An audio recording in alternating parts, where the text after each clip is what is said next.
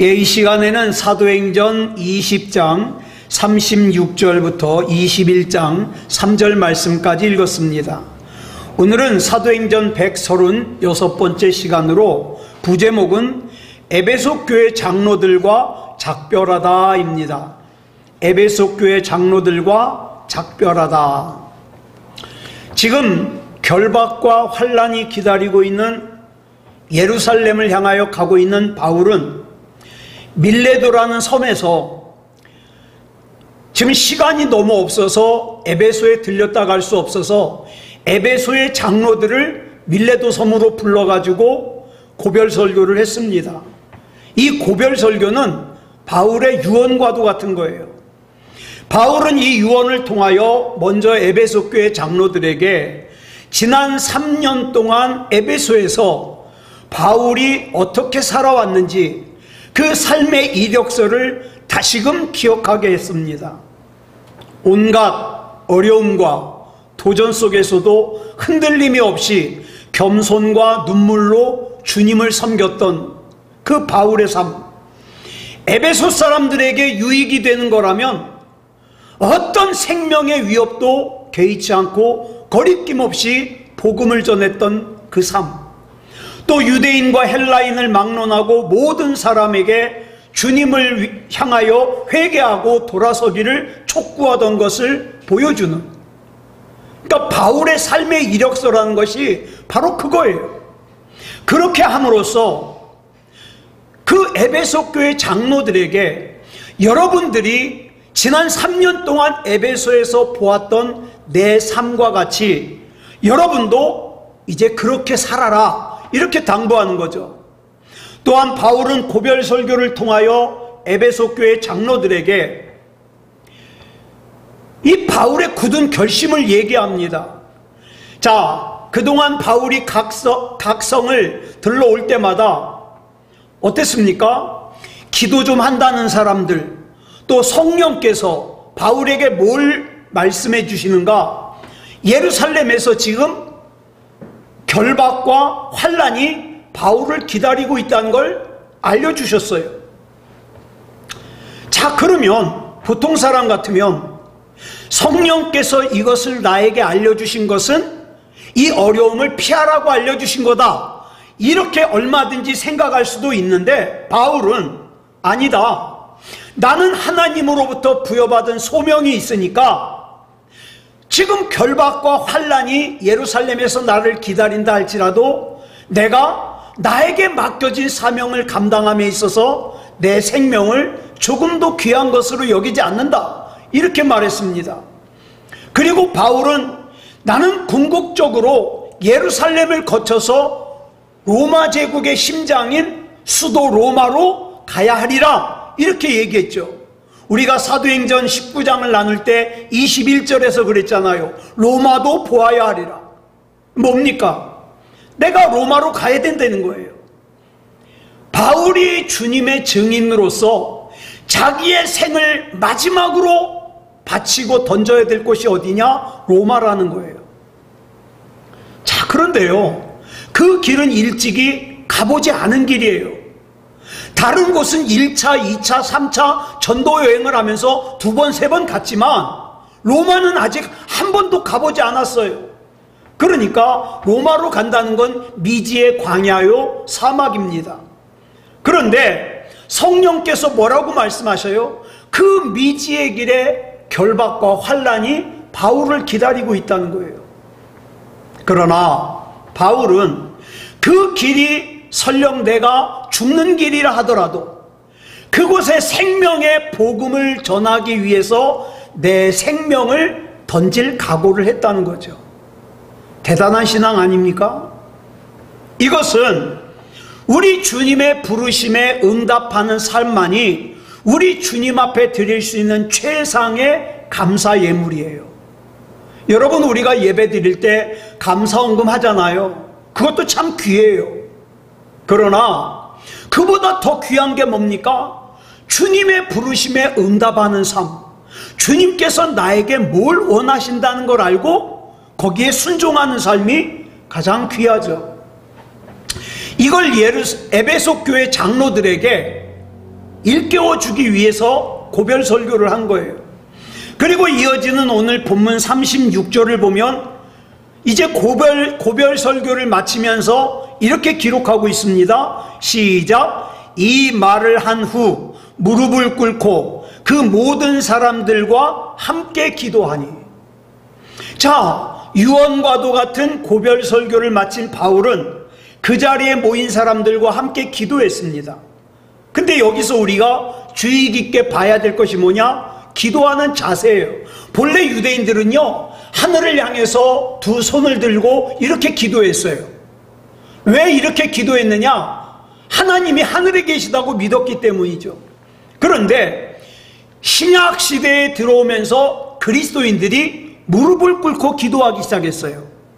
누가복음 22장 41절을 보면 예수님께서 십자가의 죽음을 앞두고 겟세마네 동산에서 기도할 때 무릎을 꿇고 기도하셨습니다. 또 사도행전 7장 60절을 보면 스데반 집사님, 7 집사님 중에 한 분인 스데반 집사님이 무릎을 꿇고 기도하다가 돌에 맞아 순교했어요. 또 사도행전 9장 40절을 보면 무릎을 꿇고 기도한 베드로를 통해서 죽었던 다비다가 다시 살아났어요. 자, 왜 무릎을 꿇고 기도하냐? 우리 하나님은 한자로 그러잖아요. 무소부재하다. 하나님이 안 계신 곳이 없다. 하나님은 어디든지 계세요. 그래서 삼위일체 하나님께서는 이미 우리 안에 임해 계시고 벌써부터 하나님의 말씀으로 저와 여러분을 품고 계시기 때문에 우리는 어디에 있든지 또 어느 곳을 향해서든지 무릎을 꿇고 기도하면 거기가 어디예요? 하나님 앞이에요. 직장에서 일하다가도, 예? 집에서 살림하다가도 어디든지 하나님 앞에 무릎을 꿇으면 거기가 하나님 앞이라 이 말이에요. 그리고 우리가 하나님 앞에 무릎을 꿇는다는 것은 무슨 뜻이냐? 우리의 전 존재를 하나님 앞에 굴복시킨다는 뜻이에요. 그러므로 우리가 하나님 앞에 무릎을 꿇는 것은 참 중요합니다. 자, 본문에서 바울과 에베소 교회 장로들이 함께 무릎을 꿇고 기도했던 기도의 내용이 뭘까요? 우리는 어렵지 않게 그 내용을 짐작할 수 있어요. 자, 바울이 에베소 교회 장로들에게 유언처럼 고별 설교를 했잖아요. 자, 내가 그랬던 것처럼 에베소 교회 장로님들이요, 그 에베소 교회 교인들을 사랑하고 섬기는 믿음의 모본이 되어달라는 거예요. 그리고 에베소 교회 장로들은 뭘 기도했을까요? 지금 환난과 박해가 기다리고 있는 예루살렘을 향해서 가는 이 바울의 앞날에 하나님의 은총으로 함께 계셔달라는 거죠. 자, 본문 37절 보겠습니다. 시작. 다 크게 울며 바울의 목을 안고 입을 맞추고. 여러분, 여기서 울다라고 번역된 헬라어가 클라우드모스예요. 이건 뭐냐면 어떤 울음이냐? 누군가 가까운 사람이 죽었을 때 통곡하는 울음소리예요. 그러니까 이 바울과 에베소 교회 장로님들이 부둥켜 안고 막 통곡을 한 거예요. 통곡을. 그리고 어떻게 했어요? 차례대로 입을 맞췄어요. 여기서 입 맞추다라는 의미의 동사가 카탑 힐레오인데, 이 헬라어 원문 성경에 보면은 미완료형이에요. 미완료라는 건 뭐냐면 한 번 입 맞추고 끝난 것이 아니라 장로님들마다 몇 번씩 계속해서 바울에게 입 맞췄다는 거죠. 엉엉 울면서 바울의 목을 끌어안고 몇 번씩이나 작별의 입맞춤을 계속하는 에베소 교회 장로님들의 그 모습이 눈에 보이는 것 같아요. 자, 본문 38절 보겠습니다. 시작. 다시 그 얼굴을 보지 못하리라 한 말로 말미암아 더욱 근심하고 배에까지 그를 전송하니라. 여기서 근심하다로 번역된 헬라어가 오디나오인데, 이건 뭐냐면 깊은 슬픔에 빠져들다라는 거예요. 왜? 이제 헤어지면 못 만나요. 이 세상에서는 못 만나요. 바울이 이제 가면 죽을 걸 알았거든요. 자, 그런데 이제 마침내 바울이 탄 배가 움직이기 시작합니다. 배 위에 바울도 항구에 서 있는 에베소 교회 장로님들을 쳐다보겠죠. 항구에 있는 에베소 교회 장로님도 어떻게 해요? 배에 타고 있는 바울을 쳐다보겠죠. 자, 배가 움직임과 동시에 이것이 이 세상에서 만나는 마지막 만남이라고 생각하니까 어때요? 슬픔이 깊어지는 거예요. 감정이 격해지는 거예요. 그러니까 바울이 탄 배가 시야에서 완전히 사라진 후에도 그들은 한동안 그 자리에 멍하니 있었을 거예요. 그리고 이제 밀레도 섬에서 45km 떨어져 있는 에베소로 돌아가는 내내, 아니 이 장로님들은 남은 평생 사는 동안에 어때요? 바울이 했던 유언과도 같은 고별 설교, 그 다음에 바울의 마지막 표정 잊어버리지 않았을 거예요. 예. 자, 그러면 한번 보자고요. 바울이 유언과도 같은 고별 설교를 했을 때 이 바울과 작별하는 에베소 교회 장로들이 왜 통곡을 했을까요? 예? 또 그들의 평생에 바울이 했던 그 유언이 그들을 떠나지 않았다면 그 이유가 뭘까요? 또 이때로부터 2000년이 지나 시간과 공간을 초월하여 오늘 우리의 마음속에까지 이 바울의 고별 설교가 울림이 주는 것은 무엇 때문일까요? 이 바울의 유언이 아주 문장이 좋은 명문장이기 때문입니까? 아니요. 여러분, 명문장이라면 이 세상에는 바울의 유언이 감히 넘볼 수 없는 멋있는 유언들이 많아요.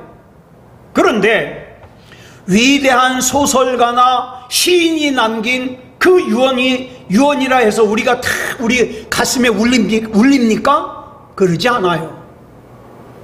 예. 이 바울이 에베소 교회 장로들에게 남긴 유언은 단지 듣기에만 좋은 말이 아니었어요. 그랬다면, 듣기에만 좋았다면 2000년 전에 다 없어져 버리고 말았을 거예요. 예. 그런데 2000년이 지난 오늘 우리까지도 울림이 있는 건 무엇 때문이냐? 이 유언은 말만 있는 게 아니라 바울의 삶이었기 때문이에요. 저와 여러분이 훗날에 하나님 앞에 섰을 때 하나님 앞에 인정받는 것은 내가 입으로 주여 주여 한 게 아니에요. 내가 입으로 내 믿음이 좋다고 얘기한 게 아니에요. 말씀하셨잖아요. 예수님이 나더러 주여 주여 하는 자마다 천국에 갈 것이 아니다. 그러면 누구냐? 내 아버지의 뜻대로 살아야 된다. 삶이라 이 말이에요. 삶. 바울이 교회를 짓밟았던 청년 시절의 삶으로 평생 그냥 그렇게 살다가 유언을 남겼다면 그 유언은 별 의미가 없을 거예요. 그 유언을 듣고 작별하는 에베소 교회 장로들이 그렇게 슬퍼하거나 아쉬워하지 않았을 거예요. 그러나 바울의 유언은 단순한 말이 아니라 에베소 교회 장로들이 직접 3년 동안 옆에서 지켜본 바울의 삶이에요. 이때 바울은 그 당시 평균 수명으로 이미 훌떡 뛰어넘은 말년이에요. 노인이에요. 노쇠한 데다가 또 지병이 있었어요. 지병이. 그러니까 몸이 병약하죠. 그 병약한 몸으로 3년 동안 에베소 교회 교인들을 위해서 자신을 던졌던 바울이 이제 에베소를 영영 떠나면서 장로들에게 마지막 유언을 하는 거예요. 내가 여러분들을 위해서 어떻게 살았는지 여러분이 이미 보고 알고 있다 이 말이죠. 자, 그런데 여러분들만 알고 있는 것으로 끝나지 말고 여러분들이 이제 에베소 교인들을 위해서 그렇게 살아달라는 거죠. 바울의 전 생애가 품고 있는 그 유언의 무게가 에베소 교회 장로들을 압도한 것은 전혀 이상한 게 아니에요. 삶으로. 그렇게 유언을 남겨주고 떠나는 바울과의 영원한 작별이 에베소 교회 장로들에게 어찌 슬프지 않겠어요? 주님을 위해서 자기의 생명조차 귀한 것으로 여기지 않았던 바울의 삶의 유언이 하나님의 말씀으로 승화돼 가지고 어떻게 해요? 성경책에 기록되어 있잖아요. 그리고 시간과 공간을 초월하여 2000년이 지난 지금 살고 있는 저와 여러분의 영혼과 마음까지 울리는 것은 당연한 것이죠.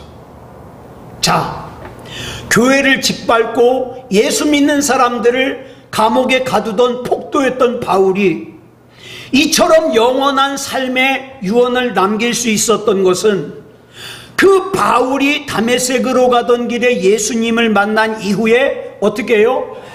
하나님의 말씀이 영으로 바울에게 임해서 그 말씀을 품고 주님의 뜻대로 살았기 때문이에요.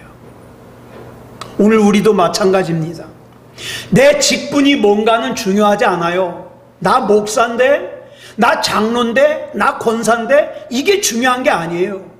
우리 주님 앞에서 우리가 섰을 때 너 목사니까 들어가라, 안 그래요. 너 장로 권사니까 들어가라, 그러지 않아요. 중요한 것은 내 삶의 열매예요. 내가 과연 어떤 믿음의 삶을 살았는가. 사도행전 21장 1절 보겠습니다. 줄친 것만 시작. 우리가 그들을 작별하고 배를 타고. 자, 보세요. 여기서 말하는 우리는 누구냐? 사도행전을 기록한 누가와 바울과 그 일행이에요.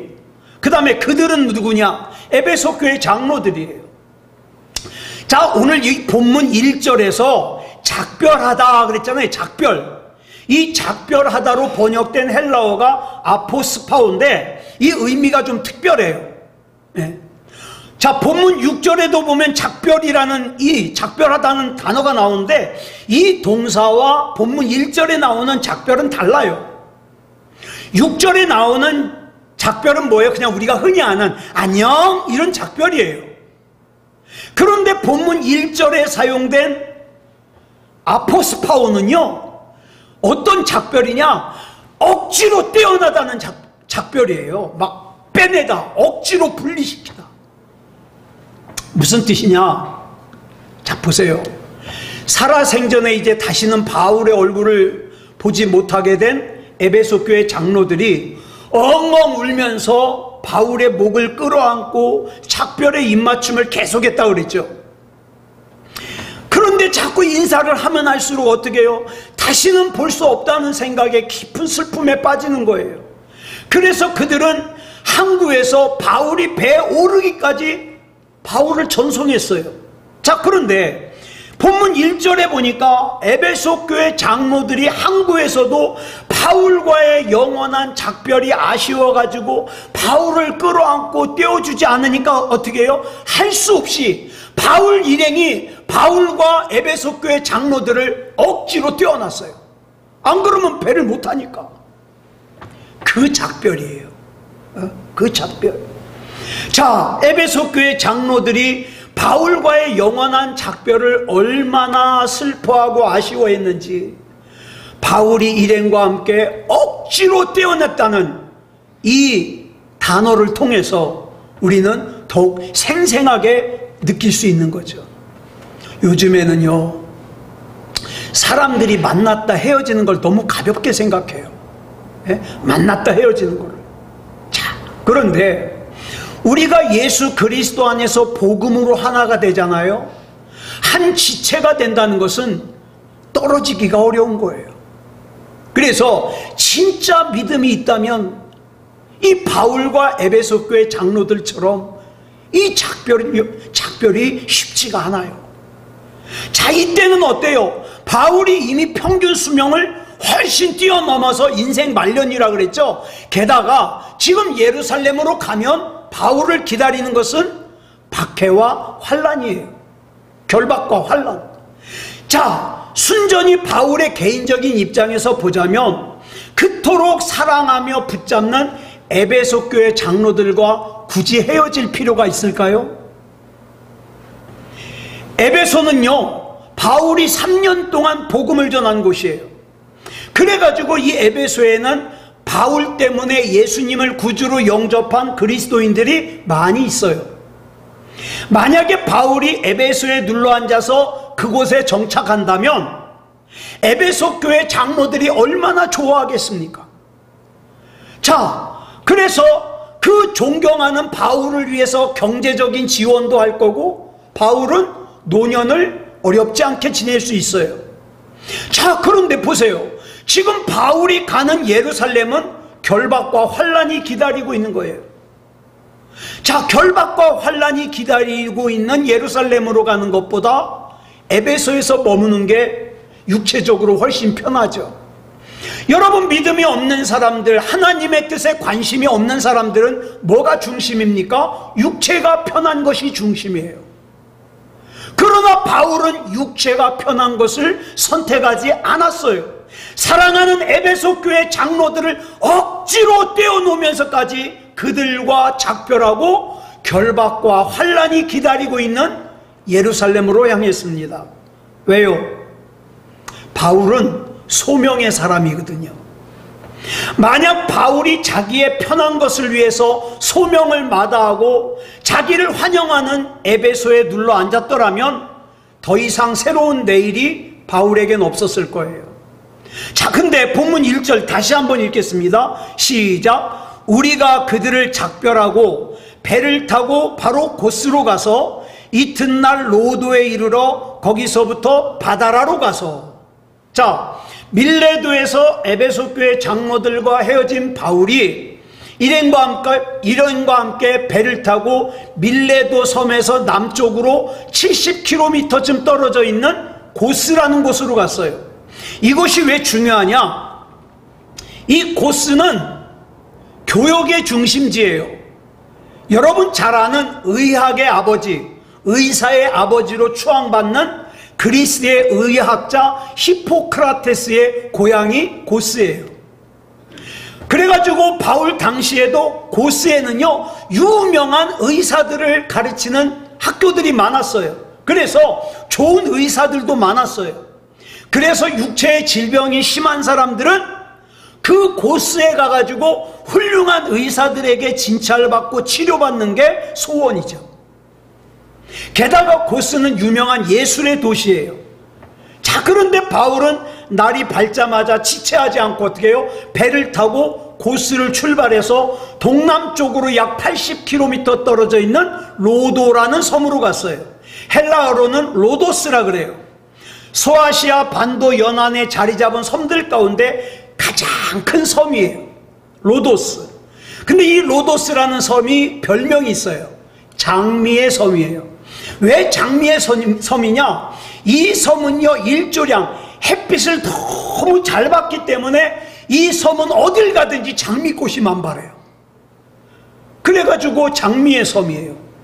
자, 그런데 이 로도스에서 배를 갈아탄 바울은 동쪽으로 약 85km 떨어진 소아시아 반도의 남쪽 항구인 바다라라는 곳으로 갔어요.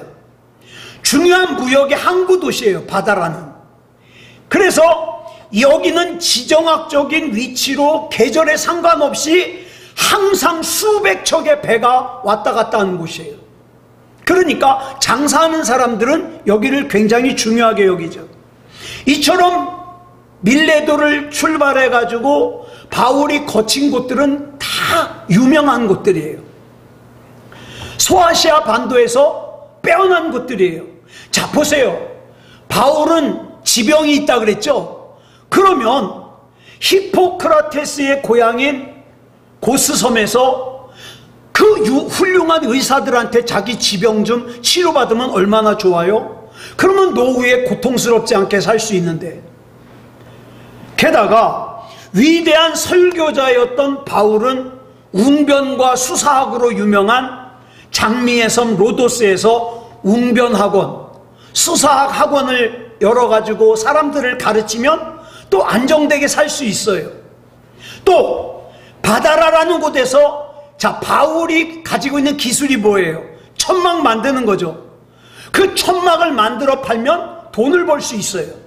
그런데 바울은 육체적이거나 경제적인 이점을 지닌 이 빼어난 곳들을 단지 거쳐가는 경유지로 삼았을 뿐 그 어디에도 집착하거나 정착하지 않았어요. 왜? 바울이 목적하는 곳은 따로 있으니까. 자, 본문 2절 보겠습니다. 시작. 베니게로 건너가는 배를 만나서 타고 가다가, 자, 바울 일행이 목적지인 예루살렘으로 가기 위해서 바다라에서 지중해를 횡단해 가지고 팔레스타인의 베니게라는 곳으로 곧바로 가는 배를 탔어요. 베니게라는 곳은 오늘날의 레바논 지역으로 로마 행정구역상으로 수리아에 속해 있어요. 자, 이 바다라에서 베니게까지는 바닷길로 약 650km예요. 그 배로 약 일주일 걸려요. 그 먼 거리를 직행하기 위해서는 배가 큰 배여야 돼요. 예. 자, 보세요. 밀레도에서 작은 배로 고스로 가서 로도스를 거쳐가지고 바다라를 가가지고 그 다음에 큰 배를 갈아타고 지중해를 횡단해가지고 베니게로 가는 거예요. 자, 본문 3절 보겠습니다. 시작. 구브로를 바라보고 이를 왼편에 두고 수리아로 항해하여 두로에서 상륙하니 거기서 배의 짐을 풀려 함이로라. 자, 바울 일행이 탄 배는 지중해를 횡단하여 화물을 풀기 위해서 베니게의 두로라는 곳에 정박했어요. 자, 본문은 이 배가 지중해를 횡단하는 동안에 그 옆으로 뭐가 보이냐? 구브로라는 섬이 보여요. 여러분, 이 구브로라는 섬은요, 길쭉하니 이 길이가 약 200km예요. 자, 그런데 여기서 우리말 바라보다로 번역된 헬라어가 뭐냐? 아나푸하이노예요. 뭐냐면은 나타나다라는 뜻이에요. 그러니까 옆에 200km나 되는 섬이 이 배가 가는 대로 어떻게 해요? 나타났다 지나가고 나타났다 지나가고 나타났다 지나가는 거예요. 예. 이와 같은 상황을 묘사하고 있는 거예요. 자, 베니게를 향해서 지중해를 헤치고 나아가는 바울이 타고 있는 배 앞으로 구브로 섬이 나타난 거예요. 자, 그러니까 이 200km나 되는 이 큰 섬이기 때문에 못해도 바울이 하루 내내 그 섬을 봤을 거예요. 나타났다 사라지고 나타났다 사라지는 그 섬을. 자, 오늘날 터키 대륙을 일컫는 소아시아 반도와 접하고 있는 에게해의 지중해 연안에는 섬들이 많아요. 근데 우리가 앞에서 살펴봤지만 바울이 가고 있는 그 섬들 이름을 성경에 다 기록하고 있지 않아요. 예? 그런데 구브로 섬의 이름은 기록하고 있어요. 왜 그럴까요? 기럭지가 200km나 되는 구브로 섬이 커서일까요? 그렇지 않아요. 아니면 사도행전을 기록한 누가가 아무 의미 없이 기록했을까요? 그것도 아니에요. 성경은 하나님의 말씀이에요. 의미 없이 기록된 건 없어요. 그럼 뭔가 의미가 있을 거예요. 뭐냐? 구브로 섬은 지중해 세계 전도에 나선 바울이 첫 번째로 갔던 곳이에요. 자, 13년 동안 바울이 3번에 걸쳐서 전도 여행을 했어요. 자, 그 모든 전도 여행의 과정을 마치고 지금 예루살렘으로 가고 있는 바울이 구브로 섬을 보고 있는 거예요. 자기가 첫 번째로 전도 여행을 했던 출발점. 그래서 거기서 만 하루를 바울이 그 구브로 섬을 바라보면서 경치 구경했을까요? 아니요. 만감이 교차했을 거예요. 지금 이걸 말씀을 드리려고 그래요. 지금은 저와 여러분이 힘이 있어가지고 어떻게 해요? 지나간 시간들을 돌아볼 겨를이 없어요. 이른 아침부터 밤 늦게까지 너무너무 바빠요. 그런데 어느 순간 저와 여러분이 지나간 시간들을 돌아보는 시간이 오죠. 하나님 앞에 결산할 수도 있어요. 이창원 목사야, 너 내가 너에게 준 시간 동안에 얼마나 너에게 맡겨준 사명 감당했냐? 그러면 이제 제 시간들을 돌아보겠죠. 제가 고등학생 때 죽음에 대한 책을 많이 읽었다고 그랬죠. 그런데 죽음에 관한 책을 쓴 사람들의 공통점이 뭐냐면 내 육체에서 영혼이 빠져나가는 순간, 즉 죽는 순간 무슨 영사기처럼 앞에 자기 인생이 쫙 펼쳐진다는 거예요. 순식간에. 자, 우리가 지나간 시간들을 돌아보는 거예요. 바울도 지금 구브로를 보면서 지나간 시간을 돌아보는 거예요. 하나님의 손길과 자기 삶의 삶. 자, 수리아 안디옥 교회 목사였던 바나바의 초청으로 수리아 안디옥 교회로 가서 공동 목회를 하고 있는데 성령님의 지시에 따라 1차 전도여행을 하기 시작했어요. 그래서 첫 번째로 갔던 곳이 어디냐? 구브로 섬이에요. 이 구브로 섬에서 바울에게 잊지 못할 두 가지 사건이 있었어요. 하나는 뭐냐? 바울의 이름이 바뀌었어요. 바울의 본래 이름은 사울이었습니다. 왜냐하면 바울의 아버지가 너는 이스라엘의 첫 번째 왕인 사울왕 같은 훌륭한 사람이 되라. 그래서 사울이라고 지어줬어요. 출신 지파도 똑같아요. 베냐민 지파. 그랬는데 이 젊은 시절에 바울이 그 유대교 안에서 출세하기 위해서 예수 믿는 사람들을 많이 괴롭히면 괴롭힐수록 유대인들이 좋아하니까 아주 열심히 특심해가지고 예수 믿는 사람들을 괴롭히고 다녔어요. 왜? 바울의 이름이 사울이었던 것과 관련이 있겠죠. 예? 그렇게 유명한 사람이 되려고. 그러다가 첫 번째 전도지인 구브로에서 사울이 바울이 됐습니다. 바울이라는 이름의 뜻은 작은 자라는 뜻으로 멈추다, 단념하다라는 뜻을 가진 헬라어 동사 파우오에서 파생한 단어예요. 그러니까 뭐예요? 자기 잘났다고 살았던 인생을 멈추는 거예요. 제 잘난 맛에 살았던 인생을 멈추는 거예요. 그리고 작은 자가 되는 거예요. 그 섬이 어디냐? 구브로 섬이다 이 말이에요. 이제는 내 인생 하나님께서 책임지시옵소서 맡겨드리는 거죠. 주님의 부르심을 받은 이후에도 본명인 사울로 불리던 바울이 완전히 바울이라는 이름으로 바뀐 곳이 어디냐? 구브로 섬이에요. 교회를 짓밟는 폭도였던 자기를 부르셔서 전도자로 사용해 주시는 하나님의 손길 앞에서 이제 나는 하나님이 아니면 안 된다는 그 신앙으로 바뀐 곳이죠. 그 다음 두 번째 사건이 뭐냐? 구브로 섬을 지나는 동안에 구브로에 들어갈 때는 이 전도팀의 대장이 누구였냐? 바나바였어요. 근데 그 구브로 섬에서 출발할 때 대장이 바뀌어요. 바울로.